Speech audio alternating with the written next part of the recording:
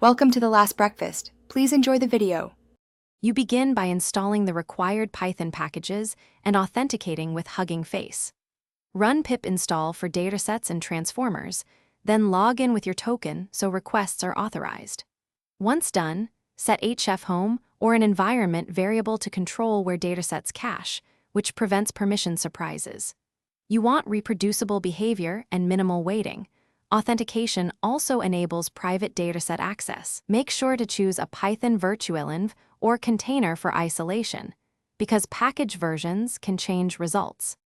You now load the dataset with load dataset specifying name and split, then immediately inspect features and column names to understand types and shape. Once you know the schema, sample a small subset using select and run map transformations to prototype tokenization and cleaning.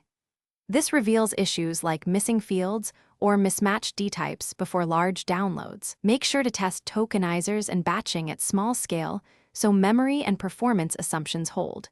Profiling early saves hours later. You finish by applying deterministic processing, batched.